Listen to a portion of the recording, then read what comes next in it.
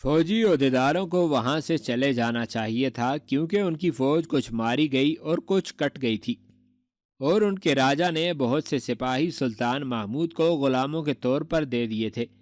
یہ دونوں عہدیدار اکٹھے اس گاؤں میں آئے تھے۔ پنڈت پہلے ہی آ چکا تھا۔ ان تینوں کو گاؤں والوں نے چھپا لیا تھا۔ تینوں بھڑکے ہوئے تھے اور شکست نے انہیں جذباتی بنا دیا تھا۔ انہیں اس گاؤں سے بھی بھاگ جانا چاہیے تھا۔ اگر میں تمہاری طرح سپاہی ہوتا تو یوں میدان سے بھاگ کر نہ آتا۔ پنڈت نے اپنے فوجی عہدیداروں سے کہا، تمہاری رگوں میں راجپوت باپ کا خون معلوم نہیں ہوتا۔ اگر تم دیکھ لیتے کہ ان ملیچوں کے گھوڑے مندر میں کس طرح داخل ہوئے تھے، اگر تم دیکھ لیتے کہ کشن مراری کو انہوں نے کس طرح گھسیٹا اور پہاڑی کے اوپر سے نیچے پھینکا تھا، انہوں نے مورتیاں اور بھگوت گیتا باہر پھینکی اور میں نے مسلمانوں کو ان کے اوپر چلتے پھرتے دیکھا۔ تم نے اذان نہیں سنی جو ایک مسلمان سپاہی نے مندر کے اوپر کھڑے ہو کر دی تھی۔ تم نے سنی ہوگی۔ تم نے اپنے مذہب کو، اپنی مذہبی کتابوں کو مسلمانوں کے پاؤں تلے دیکھا ہوگا۔ تم راجپوت ہوتے تو وہیں مر جاتے، یہاں نہ آتے۔ تمہیں اپنی جانیں زیادہ پیاری ہیں۔ نہیں مہاراج، ایک عہدیدار نے ہاتھ پنڈت کے گھٹنے کی طرف لے جاتے ہوئے کہا۔ ہم بزدل نہیں، ہاتھ پیچھے رکھو۔ پنڈت نے نفرت سے کہا، تم بھی ملیچ ہو۔ جو سپاہی اپنے دھرم پر مرنا نہیں جانتا، اسے بستی میں رہنے کا کوئی حق نہیں۔ تمہارا حق صرف یہ ہے کہ جنگلوں میں دھکیل دیے جاؤ اور جانوروں کی طرح زندگی بسر کرو۔ تم نہیں جانتے کہ میں ان 3 کنواری کنیاؤں کو وہاں سے کس طرح نکال کر لایا ہوں۔ ان کے چہروں اور ہاتھوں پر سیاہی ملی، انہیں مردوں کے کپڑے پہنائے اور نکال لایا، اور وہ جو مندر میں رہ گئی ہیں ان کے انجام سے تو واقف ہو گئے۔ ہم انتقام لیں گے مہاراج، دوسرے عہدیدار نے کہا۔ اگر تم میں اتنی غیرت ہوتی تو تمہاری لاشیں مندر سے اٹھائی جاتی، پنڈت نے کہا، اور تمہاری آتمائیں آکاش پر ہوتی۔ تم اپنے ملیچ شریر چھپاتے پھر رہے ہو۔ اب غزنی کا یہ سلطان دیش کے دوسرے مندروں کا بھی یہی حال کرے گا۔ آج نگرکوٹ کی اینٹ سے اینٹ بجی، کل تھانے سر کی باری ہے۔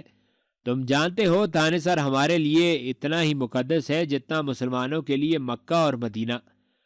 کاش آج میرے اس بوڑھے جسم میں جوانی آ جائے اور میں غزنی کے سلطان کو قتل کر دوں۔ اسی کام کے لیے ہم یہاں رکے ہوئے ہیں مہاراج، ایک عہدیدار نے کہا۔ ہم چھپے ہوئے نہیں ہیں، رکے ہوئے ہیں۔ ہم سپاہی نہیں عہدیدار ہیں۔ جو ہم سمجھتے ہیں وہ سپاہی نہیں سمجھ سکتے، اور جو غیرت ہم میں ہے وہ کسی بھی راجے، کسی بھی مہاراجے اور کسی بھی رائے میں نہیں۔ جانتے ہو کیوں؟ پنڈت نے کہا۔ انہیں راج پیارا ہے، انہیں مندر سے نہیں محل سے پیار ہے۔ جس کے دل میں راج محل کا پیار ہو جاتا ہے اس کے دل سے مندر کی محبت نکل جاتی ہے۔ سلطان محمود ایک آدمی ہے، ایک انسان ہے، اوتار نہیں، لیکن اس ایک انسان نے ہندو راشٹر کو اپنے پاؤں تلے دبا لیا ہے۔ میں کہتا ہوں اگر اس ایک انسان کو قتل کر دیا جائے تو اس کی ساری فوج ہمارے قدموں میں بیٹھ جائے گی، مگر اس ایک آدمی کو ختم کرنا آسان نہیں۔ ایک عہدیدار نے کہا، آپ کو معلوم نہیں، میں درویشوں کے بھیس میں اوپر گیا تھا، قلعے کے اندر بھی گیا تھا، مجھے کئی جگہ روکا گیا، مجھے اچھی طرح دیکھا گیا۔ میں نے ہر جگہ کہا کہ میں تارک الدنیا درویش ہوں، صوفی ہوں اور سلطان کو مبارکباد دینے آیا ہوں، مگر مجھے بہت ہی منت سماجت کے بعد سلطان کے محافظوں کے کماندار تک جانے دیا گیا۔ کماندار نے میری تلاشی لی اور میرے چوغے کے اندر کمر کے ساتھ بندھا ہوا خنجر نکال کر کہا کہ درویش کو ہتھیار سے کیا کام۔ میں نے کہا کہ جس مذہب کا سلطان اتنی دور سے بت توڑنے کے لیے آیا ہو، اس مذہب کے کسی پیروکار کو خالی ہاتھ نہیں رہنا چاہیے۔ میں مسلمان ہوں اور ہتھیار مسلمان کا زیور ہے۔ اس نے مجھ سے خنجر لے لیا اور مجھے دربان کے حوالے کر دیا۔ میں نے بڑے غور سے دیکھا کہ غزنی کے سلطان تک پہنچنا ہی آسان نہیں، اسے قتل کس طرح کیا جا سکتا ہے۔ یہاں وہ ہر کسی کو شک کی نظروں سے دیکھتے ہیں۔ میں مایوس ہو کر واپس آ گیا۔ ہم ابھی یہیں رہیں گے، دوسرے عہدیدار نے کہا۔ ہم انتظار کر رہے ہیں کہ سلطان باہر نکلنا شروع کرے تو کیا اسے تیر سے یا قریب جا کر خنجر سے قتل کیا جا سکتا ہے؟ ہم اپنی جانیں نہیں بچائیں گے مہاراج، اگر ہم 2 آدمی اپنی جانیں قربان کر دیں تو تم اگلے جنم میں اس دیش کے مہاراجے ہوگے، پنڈت نے کہا۔ براہمن اور راجپوت بھی تمہارے قدموں میں ماتھے رگڑیں گے، پنڈت نے رازداری سے کہا۔ میں بھی یہی سوچ رہا ہوں کہ اس ایک آدمی کو کس طرح ختم کیا جا سکتا ہے۔ میرے ساتھ یہ جو 3 لڑکیاں ہیں، ان کا حسن دیکھو۔ میں سوچ رہا ہوں کہ یہ تحفے کے طور پر سلطان کو کس طرح پیش کی جا سکتی ہیں۔ یہ اسے زہر دے سکتی ہیں۔ ناممکن ہے، ایک عہدیدار نے کہا۔ ہمیں بتایا گیا ہے کہ یہ سلطان پتھر دل ہے، عورت اور شراب کی بو سے بھی نفرت کرتا ہے۔ اسی لیے اس کی فوج جس علاقے کو فتح کرتی ہے وہاں کسی عورت کی بے عزتی نہیں ہوتی۔ عورت کے جال میں سلطان محمود کو لانا ناممکن ہے، کوئی اور طریقہ سوچیں۔ ہمارے مہاراجوں کو عورت اور شراب نے مارا ہے، پنڈت نے کہا۔ مسلمانوں کی فتح کا سبب یہی ہے کہ ان دونوں سے دل نہیں لگاتے۔ پھر بھی کچھ سوچنا پڑے گا، کچھ کرنا پڑے گا۔ میں راتوں کو سو نہیں سکتا۔ میں نے جس کشن بھگوان کی دن رات پوجا پاٹ کی ہے اس کی توہین میری آنکھوں کے سامنے ہوئی ہے۔ اس دیش پر قہر نہ پڑا تو مجھ پر پڑے گا، تم پر پڑے گا۔ نگرکوٹ کو فتح ہوئے 7-8 دن گزر گئے تھے۔ یہ تینوں مندر کی پہاڑی سے دور نیچے ایک گاؤں میں چھپے ہوئے تھے۔ دونوں عہدیدار بھیس بدل کر 2 بار اوپر گئے تھے، مگر سلطان محمود کے قتل کی کوئی صورت نظر نہیں آئی۔ پھر بھی وہ مایوس نہیں تھے۔ پنڈت کی باتیں انہیں مایوس نہیں ہونے دیتی تھیں۔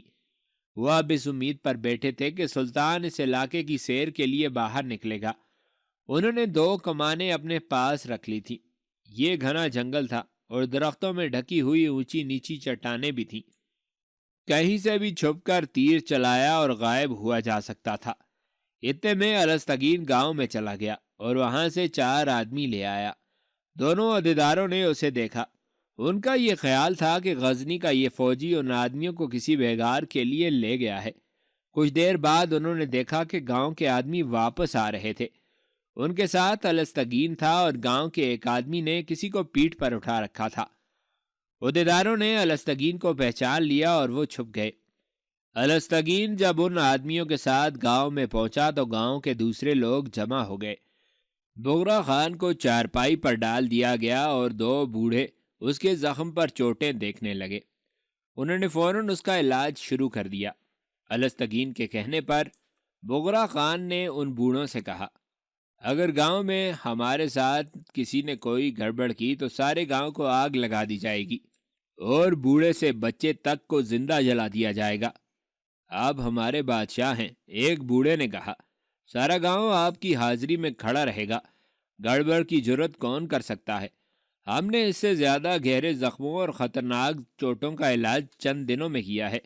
آپ 5-6 دنوں تک چلنے پھرنے کے قابل ہو جائیں گے۔ الستگین اور برغا خان کے لیے ایک جھونپڑی خالی کرا کے اسے صاف کر دیا گیا۔ ان لوگوں کے پاس جو صاف ستھرے بستر تھے وہ انہوں نے بچھا دیے۔ رات غزنی کے دونوں کماندار اس جھونپڑے میں سوئے ہوئے تھے۔ الستگین نے بغرا خان سے کہا تھا کہ وہ ان لوگوں کی رہنمائی میں کلے جا کر اپنی اور اس کی اطلاع کر کے آتا ہے، لیکن بغرا خان نے اس خطرے کا اظہار کیا کہ وہ اکیلا رہ گیا تو یہ لوگ اسے غائب کر سکتے ہیں یا زخموں میں زہریلی دوائی ڈال کر خراب بھی کر سکتے ہیں۔ وہ دونوں سو گئے۔ تھکن سے ان کے جسم ٹوٹے ہوئے تھے۔ ان سے تھوڑی ہی دور ایک اور جھونپڑے میں پنڈت، دونوں ہندو عہدیدار اور دونوں بوڑھے جنہوں نے بغرا خان کی مرہم پٹی کی تھی اکٹھے بیٹھے سرگوشیاں کر رہے تھے۔ پنڈت کہہ رہا تھا، انہیں استعمال کیا جا سکتا ہے۔ ہمارے پاس طریقے موجود ہیں جن سے ایک بزدل انسان کو درندہ اور درندے کو بزدل بنایا جا سکتا ہے۔ سلطان کو اس کے اپنے آدمیوں کے ہاتھوں قتل کرایا جائے تو زیادہ بہتر ہے، ایک عہدیدار نے کہا۔ ہم دیکھ چکے ہیں کہ ہم میں سے کوئی بھی اس تک نہیں پہنچ سکتا۔ تم دونوں سن لو، پنڈت نے دونوں بوڑھوں سے کہا۔ اس مسلمان کے زخم اور چوٹیں اتنی جلدی ٹھیک نہ ہونے دینا۔ مجھے ابھی گھوڑا دو، میں تھانے سر جا رہا ہوں۔ گھوڑا ایسا دو جو مجھے بہت تیز لے جائے اور بہت تیز لائے۔ دونوں بوڑھے چلے گئے تو اس نے عہدیداروں سے کہا، میں تینوں لڑکیوں کو تمہارے سپرد کر چلا ہوں، میں انہیں اچھی طرح سمجھا دوں گا۔ انہوں نے تینوں لڑکیوں کو وہیں بلا لیا اور پنڈت انہیں بتانے لگا کہ انہیں کیا کرنا ہے۔ اتنے میں گھوڑا تیار ہو گیا۔ پنڈت گھوڑے پر سوار ہوا اور روانہ ہو گیا۔ صبح سویرے الستگین کی آنکھ کھلی تو دیکھا کہ بغرا خان دور سے آہستہ آہستہ کرا رہا تھا۔ الستگین بوڑھے کو بلانے کے لیے باہر نکلا تو دو جوان لڑکیاں دروازے پر کھڑی تھیں۔ الستگین کو دیکھ کر مسکرائیں۔ الستگین ان کے حسن اور مسکراہٹوں سے جیسے مسحور ہو گیا ہو۔ ایک لڑکی نے اسے کچھ کہا تو وہ خاموش کھڑا رہا، کچھ بھی نہ سمجھ پایا۔ اس نے مسکرا کر سر ہلایا۔ لڑکیاں اندر چلی گئیں، جہاں بغرا خان پڑا کرا رہا تھا۔ بہت تکلیف ہے؟ ایک لڑکی نے اس کے ماتھے پر ہاتھ رکھ کر پوچھا۔ دوسری نے اس کا ہاتھ اپنے ہاتھ میں لے لیا۔ بغرا خان کی تو جیسے زبان بند ہو گئی ہو۔ اسے یہ بھی نہ یاد رہا کہ وہ تکلیف سے کرا رہا تھا۔ یہ دونوں ہماری زبان نہیں سمجھتے، ایک لڑکی نے دوسری سے کہا۔ میں سمجھتا ہوں، بغرا خان نے کہا۔ میں تمہیں دیکھ کر اس لیے چپ ہو گیا تھا کہ اس جنگل میں تم جیسی لڑکیاں کہاں سے آ گئی ہیں؟ تم اس گاؤں کی رہنے والی معلوم نہیں ہوتی۔ ہم اسی جنگل میں پیدا ہوئی ہیں، ایک لڑکی نے کہا۔ یہاں کوئی روگی، کوئی دکھی انسان آ جائے تو ہم اس کا درد چوس لیا کرتی ہیں۔ میں نے پوچھا تھا کہ بہت تکلیف میں ہو؟ درد زیادہ ہے، بغرا خان نے جواب دیا، اور اس نے اس لڑکی کا ہاتھ اپنے ہاتھ میں لے لیا جس نے اس کا ہاتھ تھام رکھا تھا۔ ٹھیک ہو جائے گا، لڑکی نے کہا۔ میں تمہارے کھانے کے لیے کچھ لاتی ہوں۔ دونوں لڑکیاں باہر نکل گئیں۔ وہ واپس آئیں تو تین تھیں۔ ایک کے ہاتھ میں منہ ہاتھ دلانے کے لیے پانی تھا اور باقی دو نے کھانے پینے کا سامان اٹھا رکھا تھا۔ اس میں دودھ تھا جس میں شہد ملا ہوا تھا۔ لڑکی نے دونوں کے ہاتھ دھلائے، انہوں نے دودھ پی لیا اور میوے وغیرہ کھا لیے۔ لڑکیاں خالی برتن لے گئیں تو ذرا دیر بعد بغرا خان نے کہکا لگایا۔ الستگین نے پہلے تو اسے چونک کر دیکھا، پھر وہ بھی ہنس پڑا۔ دونوں کو یوں بے ساختگی سے ہنستے بہت مدت گزر گئی تھی۔ وہ پہلے ہزروں کے قریب بڑا ہی خونریز مارکا لڑے تھے جس میں انہیں کامیابی کی توقع نہیں تھی، لیکن راجہ آنند پال کے ہاتھی کی آنکھ میں تیر لگا تو اس نے قیامت بپا کر دی۔ مہاراجہ کا جھنڈا اسی ہاتھی پر تھا۔ ہاتھی پیچھے کو بھاگا تو بھگدڑ مچ گئی۔ جھنڈا پیچھے کو آتا دیکھ کر ہندوستانی دستے گھبرا گئے اور اصل صورتحال معلوم کیے بغیر پسپا ہونے لگے۔ الستگین اور بغرا خان کے دستوں کو حکم ملا تھا کہ دشمن کا تعاقب کرو، چنانچہ وہ تعاقب میں گئے۔ ان کے کئی عزیز دوست ہزروں کی جنگ میں مارے گئے تھے۔ وہ ہنسی اور مسکراہٹوں سے محروم رہے۔ پھر انہیں نگرکوٹ تک پیش قدمی کرنی پڑی اور یہاں بھی لڑنا پڑا۔ جب موت ہنسا کرتی ہے تو انسان رویا کرتے ہیں۔ یہ دونوں کماندار رونے والے نہیں تھے۔ وہ غزنی سے ندیوں، دریاؤں اور چٹانوں اور دشمن کی صفوں کو چیر کر آئے تھے۔ اب جب اس جھونپڑے میں بغرا خان نے کہکا لگایا اور الستگین کی ہنسی نکل گئی تو دونوں نے محسوس کیا کہ جنگ کے جہنم نے ان کے جذبات اور ہنسی کو چوس لیا ہے اور وہ ہنسنا کھیلنا جانتے ہیں۔ بغرا خان نے کہا کہ اسے درد میں خاصا افاقہ ہوا ہے۔ الستگین جھونپڑے کے دروازے کی طرف دیکھ رہا تھا۔ بغرا خان کو معلوم تھا کہ وہ کس کی راہ دیکھ رہا ہے، مگر لڑکیوں کے بجائے دونوں بوڑھے اندر آئے۔ وہ تھے تو دیہاتی اور جاہل لگتے تھے، لیکن ان کے انداز میں ایسی خود اعتمادی تھی جیسے وہ اپنے فن کے ماہر ہوں۔ دونوں نے بغرا خان کی پٹیاں کھولی، زخم دیکھے، چوٹیں دیکھی اور دونوں نے متفقہ رائے دی کہ 8 دن اور لگیں گے۔ ایک اور جھونپڑے میں دونوں ہندو عہدیدار بیٹھے تھے۔ انہوں نے تینوں لڑکیوں کو اپنے پاس بٹھا رکھا تھا۔ احتیاط سے ایک عہدیدار نے لڑکیوں سے کہا، 2 دن تک اس سے زیادہ مقدار نہ ملانا ورنہ انہیں شک ہو جائے گا۔ دودھ خود چکھ لیا کرو، ذائقے میں ذرا سی بھی تبدیلی دیکھو اور دودھ ڈال دو اور اس میں شہد زیادہ ڈالو۔ نشہ تو تمہارا اپنا ہے، دوسرے عہدیدار نے ہنس کر لڑکیوں سے کہا۔ تم انہیں دودھ میں یہ چیز ملائے بغیر بھی ان پر نشہ طاری کر سکتی ہو۔ یہ خیال بھی رکھنا کہ تم پر ہی نشہ طاری نہ ہو جائے، عہدیدار نے لڑکیوں سے کہا۔ دونوں خوبصورت جوان ہیں، ایسا کبھی نہیں ہوگا، ایک لڑکی نے کہا۔ یہ تو آپ نے ہمیں فرض ہی ایسا سونپ دیا ہے کہ ہم ان کے پاس چلی گئی تھی، ورنہ ہم تینوں میں سے کوئی بھی ان مسلمانوں کے قریب نہ جائے۔ شاید تمہیں اس سے بھی زیادہ آزمائش میں ڈالا جائے، دوسرے عہدیدار نے کہا، اپنے دیس اور اپنے دھرم کی خاطر تمہیں قربانی دینی ہوگی۔ تمہارا فرض یہ ہے کہ انہیں پنڈت مہاراج کے آنے تک یہی جال میں الجھائے رکھو۔ پنڈت جی مہاراج ایک آدمی کو ساتھ لائیں گے جو ان دونوں کے دلوں اور دماغوں پر قبضہ کر لے گا، پھر ہم ان کے ہاتھوں سلطان محمود کو قتل کروائیں گے۔ سلطان محمود غزنوی کے 2 کماندار ہندوؤں کے بڑے ہی حسین جال میں آ گئے۔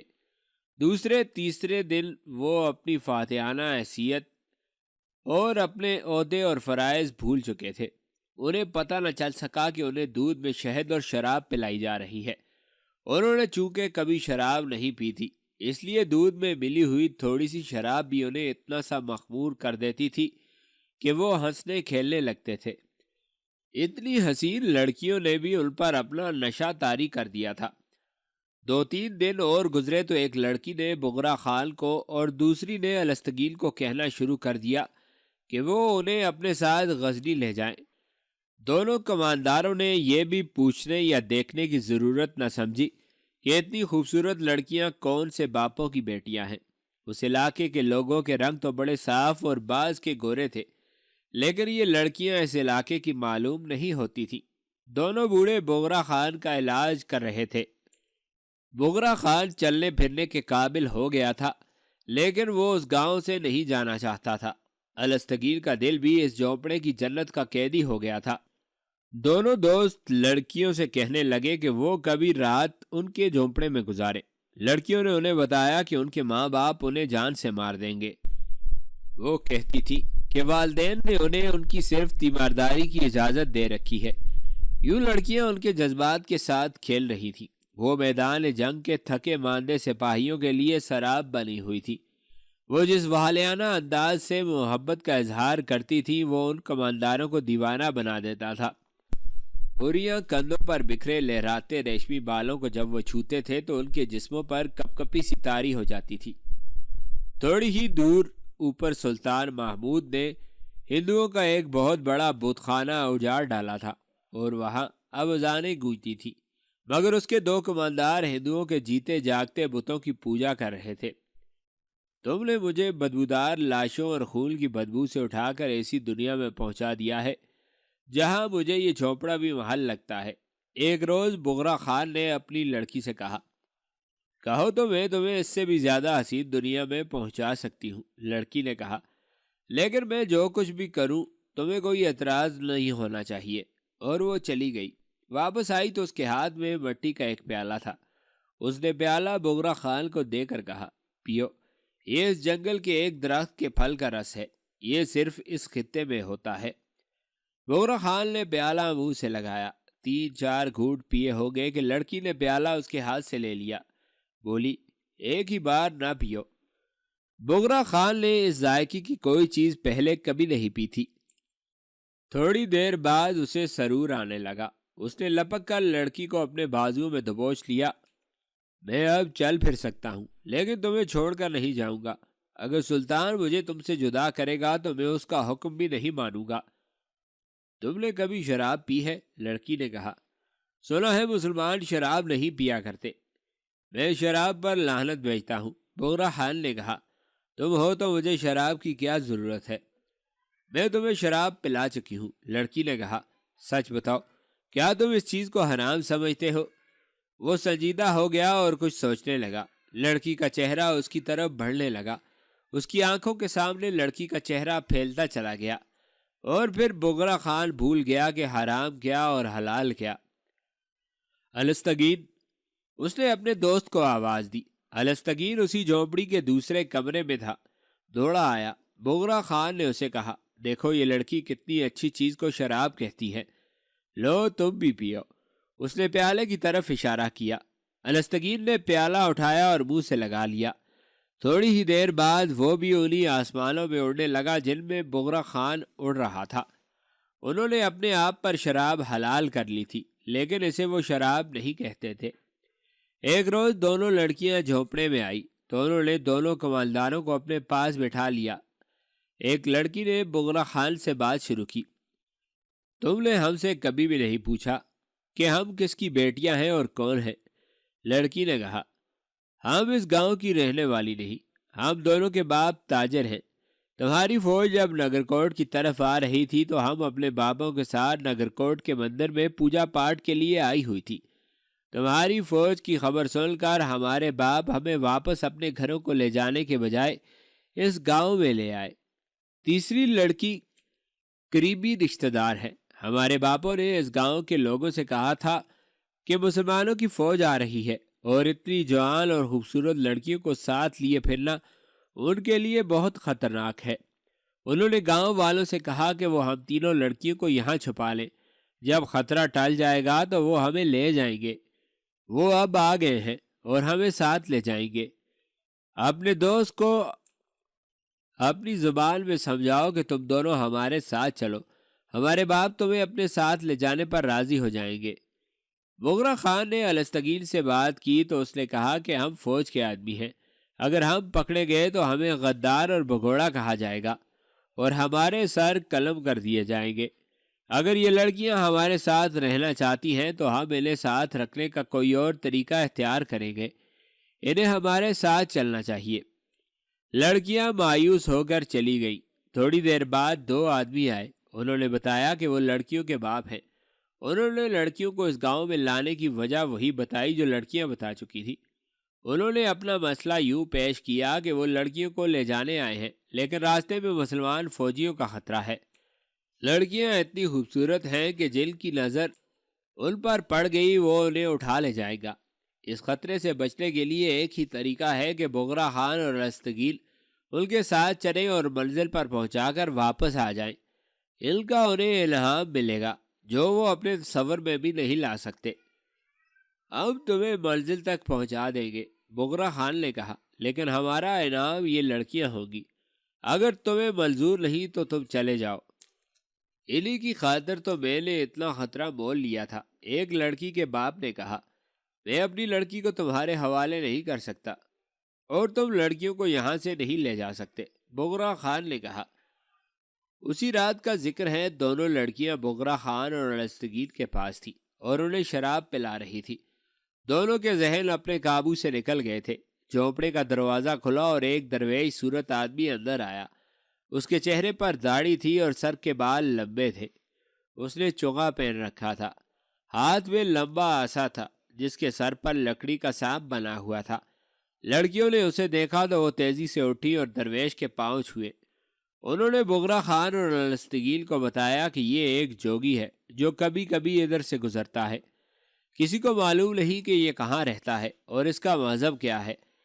آنے والے وقت کی باتیں بتاتا ہے۔ جنگل کے سانپ بھی اس کے مرید ہیں، راجے اور مہاراجے بھی اس کے آگے سجدے کرتے ہیں، لیکن یہ خود جنگلوں میں کہیں رہتا ہے۔ تم زندہ نہیں رہ سکتے تھے، جوگی نے بغرا خان سے کہا۔ اتنی دور اوپر سے تم گرے اور بچ گئے، موت ابھی ٹلی نہیں، میرے قریب آؤ۔ جوگی نے بغرا خان کو اپنے سامنے بٹھا لیا اور چراغ دان قریب کر لیا۔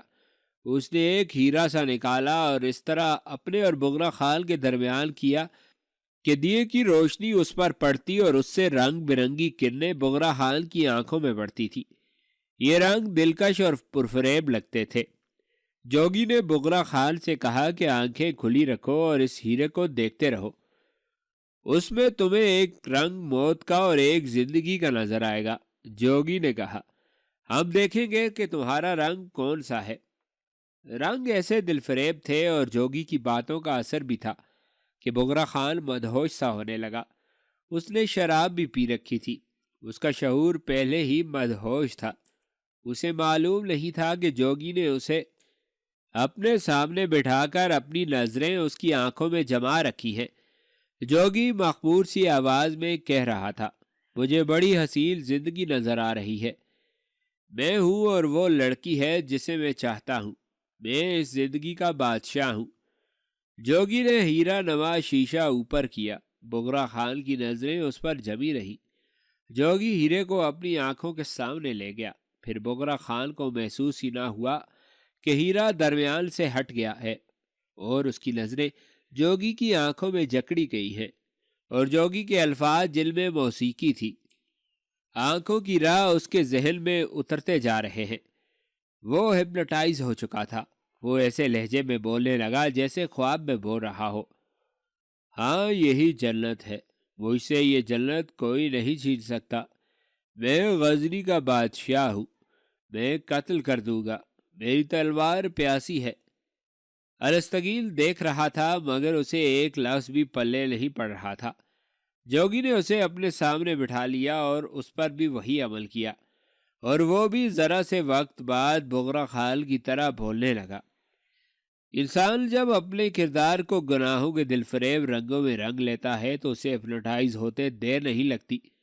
گناہوں کی محبت اور شراب کی یہی کرشمہ سازی ہے کہ انسان کی روحانی قوت ختم ہو جاتی ہے، اس کی شخصیت مر جاتی ہے اور وہ حسین باتوں کے فریب میں جلدی آ جاتا ہے۔ یہ عمل آج بھی ایسے ہی ہوتا ہے، صدیوں پہلے بھی ایسے ہی ہوتا تھا۔ انسان اور شیطان کی چپکلش، نیکی اور بدی کی یہ کشمکش انسانی زندگی میں روز اول سے ہی شروع ہو گئی تھی۔ شیطان نے انسان کے آگے سجدہ کرنے سے انکار کر دیا تھا۔ خدا نے انسان سے کہا تھا کہ شیطان کی بات نہ سننا، مگر شیطان نے ایسے طلسماتی حربے استعمال کیے کہ انسان نے شیطان کے آگے سجدے شروع کر دیے۔ اسلام ایک سچا مذہب ہے جس کی بنیاد اخلاقیات پر رکھی گئی ہے۔ مخالف قوتوں نے اسلام کو شکست دینے کے لیے بدی کی قوت استعمال کی، بدی میں وہ حس اور کشش پیدا کی جو انسان کی کمزوریوں کو ابھارتی ہے اور روحانی قوت کو کمزور کرتی ہے۔ اسلام کو آتش پرست اور بت پرست سمجھے، یہود و ہنود سمجھے، اور انہوں نے اسلام کی اخلاقی قدروں کا توڑ نکال لیا۔ یہودیوں نے اپنی بیٹیاں استعمال کی، صلیبیوں نے اپنی بیٹیاں استعمال کی، شراب اور زر و جواہرات کو ہتھیار کے طور پر استعمال کیا، نشاور اشیاء کا سہارا لیا اور اخلاقیات کے علمبردار اس جال میں آ کر ہتھیار ڈالتے چلے گئے۔ بغرا خان اور الستگیل کے ذہنوں پر دو بڑی ہی حسین لڑکیوں اور شراب کا پہلے ہی قبضہ ہو چکا تھا۔ روح پر نشہ طاری ہو چکا تھا، جسم پر قبضہ مشکل نہ تھا۔ یہ جوگی ان شعبدہ بازوں میں سے تھا جو تاریخ کے ہر دور میں ساری دنیا میں مشہور رہے ہیں۔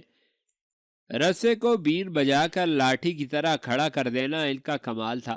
انسانوں کے ہجوم کو ہپنوٹائز کرنے میں یہ لوگ ماہر تھے۔ ماں کے ہاتھوں اس کے دودھ پیتے بچے کو مروا دینا ان کے بائیں ہاتھ کا کام تھا۔ پنڈت اسی کو بلا لانے کے لیے کہیں چلا گیا تھا۔ وہ دو تھے۔ پہلے انہوں نے یہ حربہ استعمال کیا تھا کہ یہ لڑکیوں کے باپ ہیں۔ لڑکیوں نے دونوں کمالداروں کو اپنے ساتھ چلنے کو کہا، لیکن انہوں نے انکار کر دیا۔ اس کے بعد انہوں نے یہ طریقہ اختیار کیا کہ انہیں شعبدہ بازی سے اپنا غلام بنا لیا جائے۔ شراب اور لذت پرستی نے پہلے ہی زمین ہموار کر رکھی تھی۔ جوگی نے ان کے ذہنوں کو اپنے قبضے میں لے لیا۔ صبح طلوع ہوئی تو یہ قافلہ نگرکوٹ سے بہت دور نکل گیا تھا۔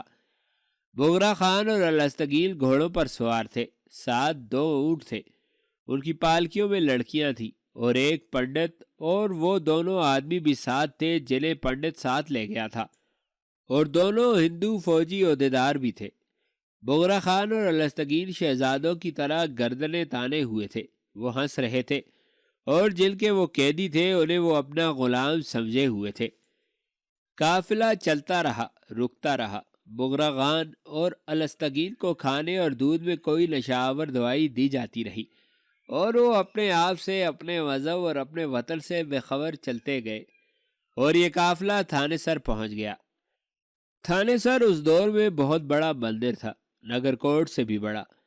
مورخوں نے لکھا ہے کہ ہندوؤں کے لیے اس کی حیثیت وہی تھی جو مسلمانوں کے لیے مکہ معظمہ کی تھی۔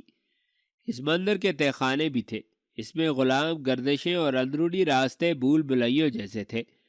وہاں کے بڑے پنڈت کو معلوم تھا کہ غزنی کی فوج کے دو کمالداروں کو نشے کے زیر اثر لایا جا رہا ہے، اور ان کے ہاتھوں محمود غزنوی کو قتل کرایا جائے گا، کیونکہ محمود تک اس کی اپنی فوج کا ہی کوئی آدمی پہنچ سکتا ہے۔